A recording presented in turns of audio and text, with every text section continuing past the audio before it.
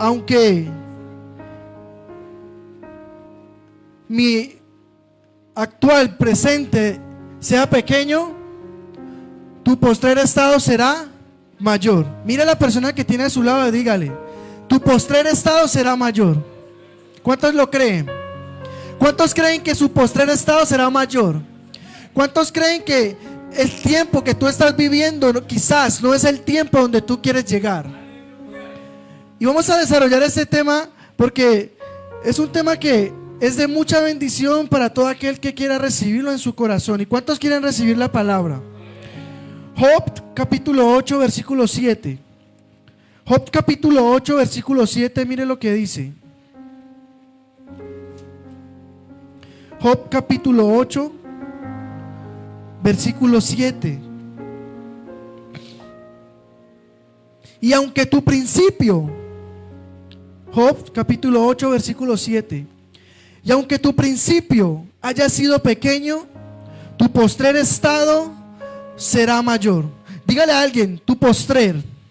Pero dígaselo creyendo: tu postrer. ¿Qué tal si tú miras a alguien y con fe le dices tu postrer? Pero dígaselo sonriendo, porque si se lo dice con esa cara, no le cree. Y usted le va a decir, mirándole, sonriendo, le va a decir: mi actual estado, dígale, mi actual estado no define mi futuro. Mi principio pequeño será la base principal para algo glorioso y algo mayor que Dios va a hacer en nuestra vida. ¿Cuánto le dan un fuerte aplauso a Jesús por eso? ¿Sabes algo? Hoy quiero compartirte algo que he titulado así: tu postrer estado será mayor. Y es interesante porque para nosotros poder llegar a ese estado mayor tenemos que valorar el tiempo que estamos pasando y que estamos viviendo. Todos queremos gloria, todos queremos avance, todos queremos que pase algo en nuestras vidas, pero ¿estamos agradecidos con el proceso actual? Algo que yo he aprendido es que en cada proceso Dios trata con tu carácter. Dios trata con mi carácter, y que en cada proceso lo que Dios quiere es doblegar nuestro ego, nuestro orgullo, que muchas veces impide que nosotros podamos llegar a la gloria de Dios. Amén. Y quiero decirte algo que impide que nosotros lleguemos al propósito de Dios, está en Segunda de Crónicas. Vamos a Segunda de Crónicas. Segunda de Crónicas capítulo 26, versículo 3 y 4, y después vamos a saltar al 16, al versículo 16. Segunda de Crónicas capítulo 26, versículo 3 y 4, y después vamos a saltar al 16. Dice, ¿llegaron? Segunda de Crónicas capítulo 26. Dice así, leemos la palabra en el nombre de Jesús. Dice: de 16 años era Usías cuando comenzó a reinar. ¿Cuándo comenzó a qué? Comenzó a reinar. Y 52 años reinó en Jerusalén. El nombre de su madre fue Jecolías de Jerusalén, e hizo lo recto delante de los ojos de Jehová, conforme a todas las cosas que había hecho Amasías su padre. Y persistió en buscar a Dios en los días de Zacarías, entendiendo en visiones de Dios. Y en estos días en que buscó a Dios, Dios lo prosperó. Del verso 6 en adelante dice que él formó un ejército muy grande, que lo que él peleaba y batalla que él se enfrentaba ganaba, porque Dios estaba con él. Pero dice que él formó un ejército numeroso, que nadie tenía esa capacidad, que Dios le entregó sabiduría a él y a los ingenieros que él tenía para que hicieran yelmos, escudos, lanzas, armas en ese tiempo. Pero dice el versículo 16: mas cuando ya era fuerte, diga conmigo, ya era fuerte. Guarde ese versículo en su corazón, porque hoy Dios va a hablarle a alguien, o a todos nos va a hablar, de que no podemos dejar que cuando un día nos llegue la bendición o nos llegue lo que Dios va a entregarnos nosotros, nos pase como le pasó a él, a Usías. Dice que mas cuando era fuerte, su corazón ¿qué? Se enalteció para su ruina. ¿Para qué se enalteció? Porque se rebeló contra Jehová su Dios, entrando en el templo de Jehová para quemar incienso en el altar del incienso. Miren, es interesante porque él empezó a crecer, él empezó a volverse fuerte y poderoso, pero se llenó de orgullo. Diga conmigo, orgullo. Una de las cosas que va a impedir que nosotros lleguemos a un postrer estado mayor es el orgullo. Todo hombre y toda mujer lucha con el orgullo. Y el que diga que no está mintiendo. ¿Cuántos mentirosos hay aquí? Amén, no hay ninguno. ¿Cuántos orgullosos hay aquí? Ah, ¿sí ve? Entonces dice que él una vez empezó a crecer. Dios empezó a bendecirlo. Dios le empezó a entregar lo que él había luchado tanto y anhelado. Pero dice que entonces dijo: no, yo soy fuerte, yo puedo solo, yo soy capaz, yo lo logré. Que Dios nos cuide a cada uno de nosotros de robarle la gloria a Dios. Que tú y yo entendamos que todo lo que pasa en nuestra vida pasa porque Dios lo quiso, porque Él lo permitió y porque en su gran amor Él quiere que estemos allí. Si fue algo que te tumbó, sacúdete y levántate. Pero si es algo que está impidiendo que avances, es tiempo de que dejemos a un lado el orgullo y podamos avanzar para nuestro estado mayor. No estoy diciendo que usted se va a volver más viejo, no. No estoy hablando de esa mayoría. Estoy hablando de que tú vas a avanzar en edad, pero también vas a avanzar con tus proyectos, con tus sueños. ¿Cuántos dicen amén? Tu postrer estado será mayor. Pero hay cosas que impiden que eso venga a nuestras vidas. Y yo quiero hablarte de una de esas, del orgullo. Pero hay otra que hace que eso suceda más rápido. Que eso suceda y que acelere el tiempo de Dios y que venga para tu vida cuando tú menos lo esperes. Es la humildad. Todo aquel que pierde la humildad lo pierde todo. Y el que pierde la humildad, Dios le enseña humildad. Y yo quiero decirte algo con mucho amor. Es mejor que Dios nos guíe y nos enseñe a que nosotros nos estrellemos y creamos que podemos lograrlo solo. ¿Cuántos dicen ay, ay, ay? Mas cuando ya era fuerte, tremendo. Es interesante porque el versículo empieza diciendo que él empezó a reinar de 16 años. Métanse en la escena. Un jovencito de 16 años ya reinando una ciudad. Pero dice que reinó 50 y algo de años y hizo lo recto delante de Jehová. Pero déjame decirte algo, porque eso nos pasa a todos. Cuando nosotros vemos que las cosas funcionan, nos relajamos. Cuando nosotros vemos que las cosas suceden, nos relajamos. Cuando sucede el milagro, entonces ya dejamos de creer y de perseverar. Cuando nosotros vemos que todo está bien, entonces vemos que ya Dios no es necesario. Y vamos perdiendo la humildad. Humildad no es sinónimo de pobreza. Sáquese esa idea de que si usted quiere agradar a Dios tiene que ser pobre. Eso es mentira. Tenemos un Dios que es dueño del oro y de la plata, un Dios que prospera, un Dios que sustenta, un Dios que es el dueño del oro y de la plata. Ay, no, entonces yo tengo que vivir en miseria y en pobreza porque es que tengo que ser humilde, porque la Biblia es... No, humildad es sencillez. Tú puedes tener dinero, tú puedes tener bienes, propiedades y ser el mismo, que eso no te cambie. Que tú puedas ser una persona grande en espíritu, grande en finanzas, grande de renombre, pero que seas sencillo como lo era Jesús. El pueblo de Israel esperaba a un rey que se bajara en una camioneta, aunque no había en ese tiempo, que se bajara con alfombra roja y con escoltas, pero Jesús no. Jesús bajó caminando. Jesús entró relajado, pidió un pollino prestado y entró en un pollino. Entonces no, los mismos que dijeron Hosana al Dios Altísimo, el mismo que lo recibieron diciendo Hosana y que lo aplaudían, fueron los mismos que un día lo crucificaron, porque no encontraron a Jesús que ellos esperaban. Cuando tú quieres controlar a Dios y convertir el Dios de tu mente en el Dios de toda la gente, hay orgullo. El Dios de tu mente no puede ser el Dios de todos. Dios se va a revelar a cada uno de acuerdo a lo que Él necesita. Si tú necesitas un padre, pues Dios va a llenarte como un padre. Si tú necesitas un milagro, pues Dios se va a revelar a tu vida como Jehová Rafa, que sana, y va a empezar a obrar en tu vida de tal forma que cuando tú entiendas, Dios se reveló y ya no quieres salir de allí. Pero empieza a tratar con el orgullo. Usías dijo: mas cuando yo era fuerte, su corazón se enalteció para su ruina, porque todo aquel que se enaltece va rumbo a su ruina. Hay un versículo que dice en Proverbios 16, 18 dice: después del orgullo viene la caída. Después del orgullo viene la caída. Y tras la arrogancia el fracaso. Es mejor ser humilde y vivir con los pobres que compartir riquezas con los orgullosos. Hay gente que lo único que tiene es plata, mi hermano. Amada iglesia, hay gente que lo único que tiene es riquezas, pero de dinero, no del corazón, no de vivir. ¿Sabes algo? El versículo está diciendo que después de la caída, ¿qué? No, ¿ya qué va a pasar? Ya se cayó. Pero antes de la caída había una alerta, había un alto, pero no lo quisimos hacer. ¿Por qué? Por orgullosos.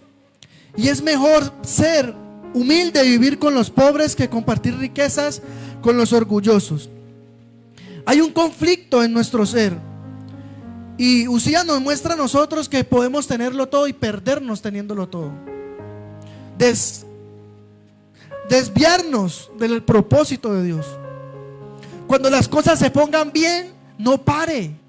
Busque más a Dios que cuando lo buscaba cuando estaba todo mal. Porque entonces tú vas a entender que tú no buscas a Dios por la situación, sino porque le necesitas. Y cuando tú y yo necesitamos a Dios, es porque Dios ha ido doblegando ese orgullo. El orgullo para poder vencer las cosas. El orgullo a veces nos hace que nosotros creamos que podemos solos. Y viene la tentación, y viene el problema, viene la situación, y tú: no, yo resuelvo, yo puedo, yo soy fuerte, yo tengo un ejército. Usías tenía un ejército numeroso y tenía sabiduría con su ejército para crear cosas, armas. Los otros ejércitos temblaban ante su presencia. Pero ¿sabes algo? Los demonios no van a temblar delante de un orgulloso, porque el orgullo lo alimenta a él. Porque el orgullo lo que hace es una puerta abierta para que el demonio tome control de tu vida y te destruya. Porque el que es orgulloso no sabe perdonar. El que está luchando con el orgullo no sabe perdonar, porque no tiene la humildad para agachar la cabeza, porque no tiene la humildad para acercarse a quienes lo han herido y lo han lastimado y decirle: aunque yo no te hice nada, te perdono, lo siento, cuenta conmigo. La Biblia dice: ascuas de fuego amontonarás sobre su cabeza. Algo que pasa con esta historia es que él hizo lo recto ante los ojos de Jehová, conforme a todas las cosas que había hecho su padre. Lo que nos está diciendo es que él hizo las cosas por costumbre, porque el papá lo hizo, entonces él también lo hizo por tradición. Pero la diferencia de hacer las cosas por tradición o por revelación es muy diferente. Dios se revela a mi vida y lo único que me queda a mí es responderle a su grandeza, es responderle a su amor, es responderle con mi vida adorando. Pero cuando hacemos las cosas por tradición, entonces yo levanto las manos porque ahí viene el pastor grabando, hay que levantar las manos. No, yo levanto mis manos, me graben o no, porque mi corazón ya está rendido. Un día estábamos en una intercesión haciendo una misión y llegó un señor y le dijo a un amigo: ¿por qué no está de rodillas orando? Estamos en el tiempo de oración. Y el amigo mío lo mira y le dice: yo traje mi corazón humillado desde antes de llegar aquí. Y el señor le quedó como que se fue orando. Porque hay gente que sirve para que lo vean, porque hay gente que sirve para que lo graben, lo miren, lo aplaudan, digan: lo está haciendo. Pero él no, él estaba allí así, orando, hasta con los ojos abiertos. Porque cuando tú alcanzas un nivel de relación con Dios, a ti no te importa el entorno, a ti no te importa dónde estés, a ti no te importa el lugar donde, si te están viendo, te están escuchando, tu corazón ya está alineado, porque el orgullo ya ha sido doblegado y porque la humildad a ti y a mí nos va a llevar a un postrer estado mayor. ¿Cuántos dicen amén? Si tú lo crees, dale un fuerte aplauso a Jesús. Miren, hay algo que me impacta, y es que en el estado en que yo debo estar para llegar a ese lugar, Dios tiene que tratar con el orgullo de cada uno de nosotros. Hay un orgullo positivo Que quizás tú dices, bueno, me siento orgulloso del ministerio de alabanza, como ha ido creciendo. Me siento orgulloso de la iglesia, como Dios ha ido avanzando en su obra, porque no es nuestra, es de Él. Me siento orgulloso de ver personas que van creciendo y se van. Eso es un orgullo positivo. Cuando tu padre o tu madre te vio graduándote, te vio cumpliendo tus sueños, te vio alcanzando lo que un día querías, tu matrimonio, tu casa, tu sueño, tu trabajo. Hijo, estoy orgulloso de ti. Hija, estoy orgulloso de ti. Eso es un orgullo positivo. Pero lo malo de la historia es que el orgullo negativo es el que nos lleva a nosotros a creernos fuertes, que tiene vanidad. El orgulloso es el que se enaltece para su ruina, dice el versículo. Él lo tenía todo, pero él mismo lo echó a perder. ¿Sabes quién va a ser el único que te saque del propósito de Dios? Pregúntame quién. Pregúntame quién. Usted mismo. Ni el diablo, ni el pecado, ni la situación, ni ninguna otra cosa, dice la Biblia, creada, podrá separarnos del amor de Dios, que es en Cristo Jesús. Pero tú sí te puedes sacar solito. Porque la Biblia dice que al orgulloso Dios lo mira de lejos, mas al humilde Dios lo tiene cerca. Dios no tiene preferidos, Dios no hace acepción de personas, pero Dios con los orgullosos no se junta. Dios con los orgullosos no se junta, porque en cualquier momento le roban la gloria a Él. Porque el orgulloso es de aquel que te usa para su necesidad y después te desecha. Pero el humilde te busca porque te necesita. Pero cuando te necesita y tú lo ayudas, Él sigue y conserva esa humildad para poder permanecer contigo. Hay alguien que me decía: nunca patees la lonchera que te dio de comer. ¿Han escuchado esa frase? ¿Qué quiere decir? Que ser agradecido, que valoremos el que nos ayudó, que valoremos el que está allí. Miren, estar en esta posición es difícil. Yo hablaba con un amigo y le decía, yo tenía muchos amigos que me contaban cosas, que venían a nosotros, a nuestra casa, y Alejo, me siento así, mira que está pasando esto y lo otro. Pero una vez nos enviaron a pastorear, las cosas cambiaron. Ya nadie viene a contarnos cosas, porque lo primero que van a decir es que si cuento, vas a dar cuenta que estoy mal espiritualmente. Por guardar una apariencia, por el orgullo que la gente tiene, no te va a decir las cosas y prefieren morirse antes de que alguien los rescate. Pero el humilde se acerca. El humilde se acerca y me pasa esto, necesito ayuda, estoy luchando con esto. Ya le dije a Dios que me ayudara, pero necesito a alguien que esté allí. Entonces son personas que se dejan pastorear. Y las personas que se dejan pastorear crecen. No por el pastor, sino por la disposición que tuvieron para que Dios metiera su mano. Pero hay personas con las que uno no puede ni hablar. Queremos orar por ti, envíanos tus peticiones. No, yo oro por mí mismo. No, tranquilo, gloria a Dios. Porque el orgullo no los deja mostrarse tal cual como son. Usías delante de todos era el gran rey, pero delante de Dios estaba propenso a su ruina por el orgullo, porque Dios mira el corazón, no la apariencia. Y cuando Dios mira tu corazón, que estás siendo menospreciado, que estás siendo ultrajado, que estás siendo abatido por la situación y por el pecado quizás, que estás luchando y que no has podido sacar, pero déjame decirte, tienes un corazón para Dios. Y somos expertos señalando y juzgando, pero Dios es experto levantando. ¿Para qué? Para avergonzar a los sabios. Tú tienes que entender que tu orgullo no puede dejar que tú te alejes de Dios. Vamos a Ezequiel capítulo 28. Para mí esta es la historia más impactante y más triste de la Biblia. Ezequiel capítulo 28, versículo 15, dice algo terrible. Dios nos libre y nos guarde a nosotros de que un día se diga esto de nosotros. 28:15 dice, leámoslo desde el 12. Hijo de hombre, levanta endecha sobre el rey de Tiro y dile, así ha dicho el Señor, tú eras el sello de la perfección. ¿Eras qué? Lleno de sabiduría y acabado de hermosura. En Edén, en el huerto de Dios estuviste. De toda piedra preciosa era tu vestidura, de cornerina, topacio, jaspe, crisólito, beliro, onice, de zafiro, de carbunclo, de esmeralda y de oro. Los primores de tus tamborines y flautas estuvieron preparados para ti en el día de tu creación.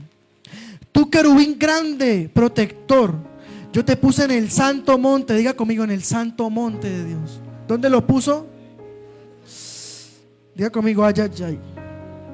Allí estuviste, en medio de las piedras de fuego te paseabas. Perfecto eras en todos tus caminos, desde el día que fuiste creado hasta que se halló en ti maldad. ¿Hasta que se halló qué?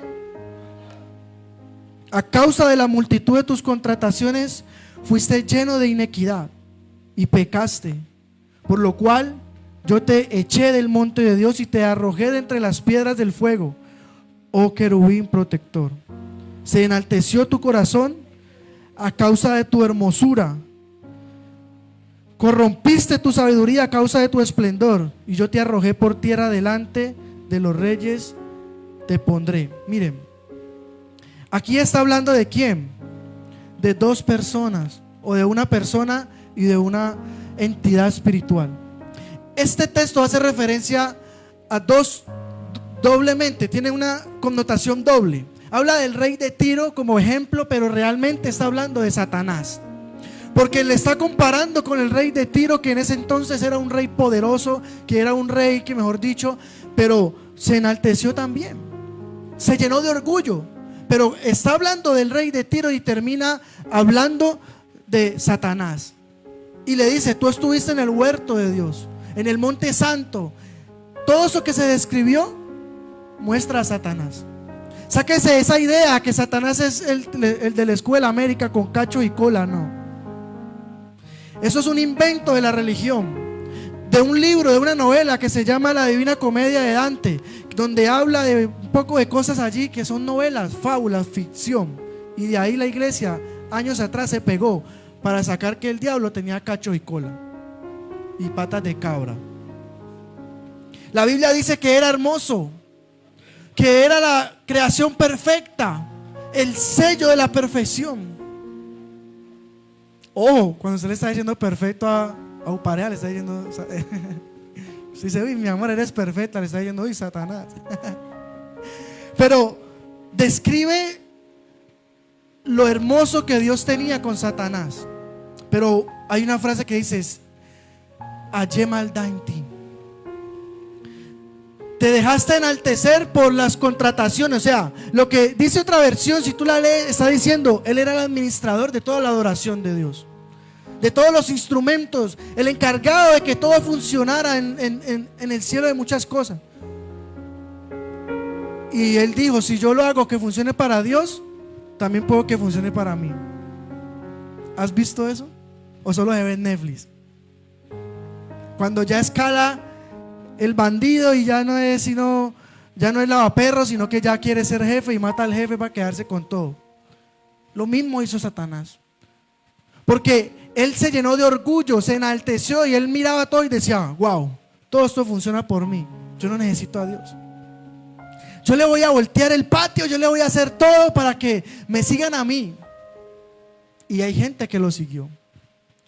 Hubieron entidades celestiales, ángeles, que también eran perfectos y lo siguieron. Y la Biblia dice que fueron arrojados, él y todos los ángeles que quisieron seguirlo. El orgullo o el orgulloso es un peligro. Es un peligro porque te hace olvidar de dónde Dios te puso. Él prefirió lo malo que quedarse en el santo monte de Dios. Y el santo monte de Dios viene a nuestra vida cuando tú decides recibir a Jesús en tu corazón. Cuando tú recibes a Jesús en tu corazón y empiezas una relación personal con Él, entonces somos aptos para entrar a la presencia de Dios. Pero al orgulloso Dios lo mira de lejos, pero al humilde Dios lo mira de cerca. Empezamos leyendo Job, que dice: aunque tu postrer estado sea pequeño, aunque tu principio sea pequeño, tu postrer estado será mayor. O sea, metámonos en la película. Job estaba enfermo. Job lo había perdido todo. Job lo único que le faltaba era morirse. Su esposa le dijo: maldice a tu Dios y muérete. Todo lo que le pasó, murieron sus hijos, perdió sus riquezas, todo lo perdió. Fuera de eso, su salud. Pero él en ese proceso, si tú lees todo Job, te das cuenta de la paciencia. Él le preguntó muchas cosas a Dios, le argumentó muchas cosas a Dios, pero él nunca dudó. Y Dios siempre le respondía. Porque Job venía y le hablaba una cosa y la otra, y Dios le decía: yo todo lo creé, todo esto es mío. Si yo tuviera hambre no te pediría a ti, le respondió Dios a Job. Porque Dios es soberano. Y el proceso que tú y yo estamos viviendo no es eterno, tiene una fecha de vencimiento. Y tu principio, aunque sea pequeño, tu postrer estado será mayor. Pero en ese proceso es necesario que el orgullo sea moldeado, que el orgullo sea quitado, que el orgullo mengue para que la humildad florezca. Porque entonces no vamos a poder avanzar. En esta profecía Ezequiel usa términos que quizás no parecen referirse a alguien, pero realmente tienen una doble connotación. Al rey de Tiro, pero también está hablando, describiendo a Satanás. Me parece una historia muy triste, porque es alguien como Adán y Eva que perdieron su gloria después de tenerla. Voy a volverlo a repetir. Fueron personas, creación de Dios, que perdieron su gloria después de tenerla. Satanás no quiere que adores, porque él era el encargado de la adoración allá, y él conoce y sabe y ha experimentado el poder tan tremendo que tiene cuando un hombre o una mujer adora a Dios. Tú y yo tenemos el privilegio de orar en lenguas, y Satanás queda confundido, porque él ya no entiende ese lenguaje, porque lo perdió. Y entonces él no quiere que tú ores, que tú alabes, que tú glorifiques a Dios en lenguas o que lo busques, porque él ya sabe que es estar allá y perderlo todo. Y muchas veces nosotros, por el orgullo, por el pecado, por la maldad, por las cosas que no hemos dejado que Dios trabaje en nosotros, estamos perdiendo esa gloria de Dios. Estamos dejando que todo se venga al piso, como el rey Usías. Empezó haciendo lo recto, pero terminó haciendo lo malo. Que tú no seas de los que empiezas bien y terminas mal. No, que tú seas de los que se postran en la presencia de Dios y dejan que Dios lo lleve donde lo quiere llevar. ¿Cuántos dicen amén? Es algo tremendo, porque acabamos de ver un ejemplo de un hombre que empezó bien y terminó mal. Pero vamos a Lucas capítulo 4. Lucas capítulo 4 nos habla la historia de Jesús. ¿En dónde? En el desierto. Jesús inicia su ministerio en el desierto.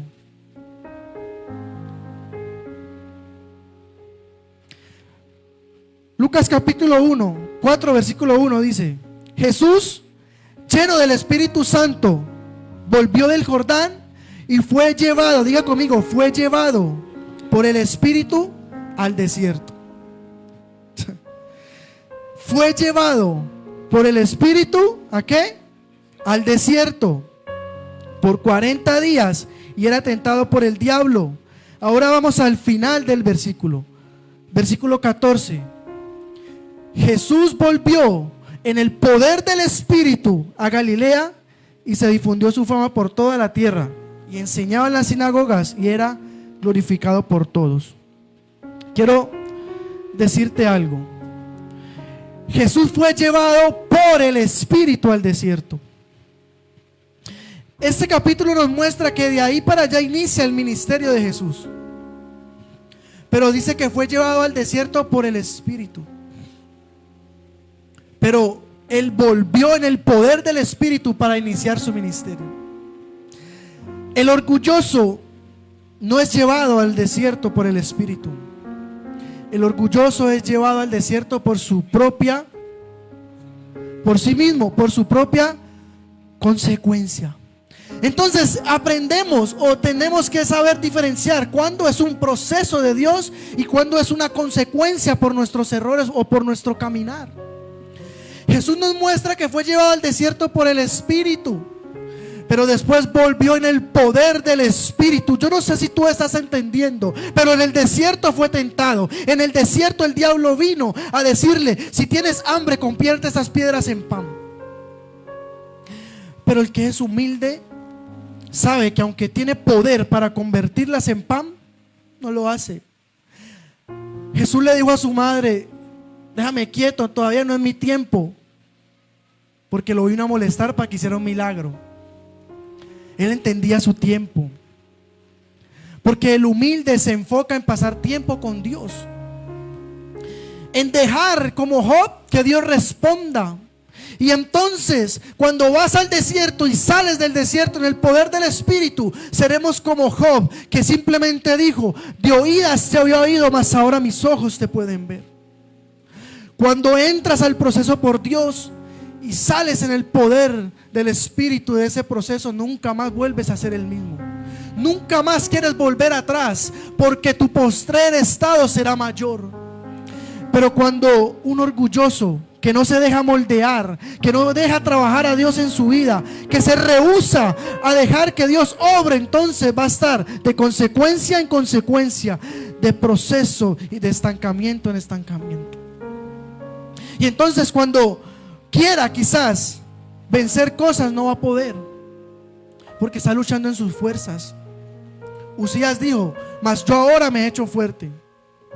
El orgulloso cree que es fuerte, pero la Biblia dice: el que se crea estar firme, mire que no caiga. Debemos cuidar nuestro corazón. Debemos saber que estamos rodeados de personas imperfectas, que yo soy imperfecto, que el que tengo al lado es imperfecto. Ya, que perfecto era Satanás y lo perdió todo. Que él era el encargado de muchas cosas, pero Dios lo quitó. A veces creemos que Dios no puede quitarnos el llamado, que a veces no puede quitarnos el propósito, que a veces no puede quitarnos cosas que nos ha entregado. Él no las puede quitar. Pero si nos las quita, ¿seguiríamos amándolo igual? Lo bueno de todo esto, amada iglesia, es que en Dios hay oportunidad. Y si hoy estás aquí es porque Dios quiere restaurar cosas que no has dejado que Él restaure. Que no quite esto porque me duele. Deja que duela. Pero si duele y si Él te lo quiere quitar es porque es necesario. Jesús fue en el poder y guiado por el Espíritu al desierto, pero salió en el poder del Espíritu. Jesús allí estaba apenas empezando su ministerio, pero de allí salió y en 3 años hizo demasiadas cosas que nosotros en 10 años que llevamos, quizás yo 11 años de cristiano, uno dice: wow, yo también quiero eso. Hay gente que lleva 30 años y nunca ha orado por nadie, ni por ellos mismos oran. Pero Jesús en 3 años hizo demasiadas cosas, porque no hay nada mejor que servir a Dios en el poder del Espíritu. Porque tus talentos, bien, amén, ok, pero como yo siempre les digo, de lo que tenemos damos. Y puedes estar lleno de Dios o puedes estar lleno de orgullo, porque el talento, porque los dones dañan. Pero cuando uno es humilde, uno sabe que eso le pertenece a Dios, que su mismo significado es regalo. Don es regalo. Eso me lo regaló Dios, y como me lo regaló Dios, yo lo cuido. Amén. Quiero que te coloques sobre tus pies y podamos orar. Voy a leerte un texto más, pero solo para referencia.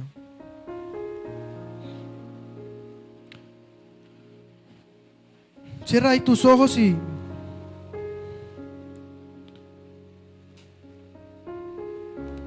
¿Me pueden poner esa oración que dice, o José me puede ayudar, si se la sabe? He decidido volver a Cristo, no vuelvo atrás. He decidido seguir a Cristo.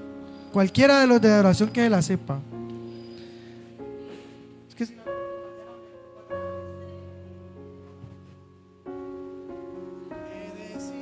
seguir a Cristo.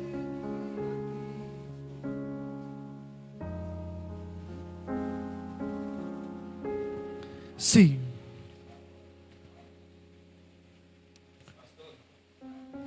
Hágale, mi hermano, hable.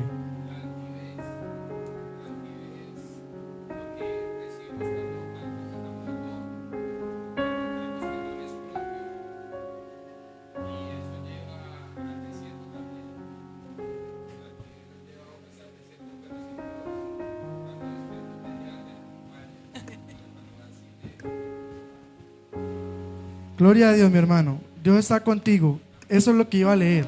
Miren, David habla acerca de la altivez, pero nosotros no estamos solos, porque en Marcos capítulo 6, versículo 48 dice: viéndoles remar con gran fatiga, porque el viento les era contrario, cerca de la cuarta vigilia de la noche vino a ellos andando sobre el mar y quería adelantárseles.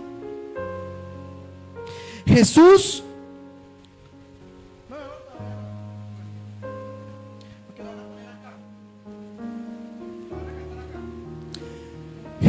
ve a los discípulos remando en sus propias fuerzas. Ellos decían, nosotros podemos. Jesús nos dijo que fuéramos a la otra orilla, pero vamos a llegar, vamos a lograrlo, y remando en su propia fuerza, y el viento era contrario. Jesús dice que les pasa por el lado caminando sobre las aguas y quería adelantárseles. Que en nuestro corazón dejemos a Jesús siempre ir adelante, como lo decía ahorita David. Así usted se sepa el camino, así usted sepa cómo hacer las cosas y lograrlas, deja que Dios vaya adelante. Dile, Señor, ve tú. Yo siempre le digo, Señor, en mis oraciones le digo, Señor, toma mi mano y no la sueltes, porque si yo tomo tu mano la puedo soltar porque soy débil, pero si tú tomas mi mano yo no voy a volver atrás. Cierra ahí tus ojos. Seguir a Cristo. He decidido seguir a Cristo. He decidido seguir a Cristo.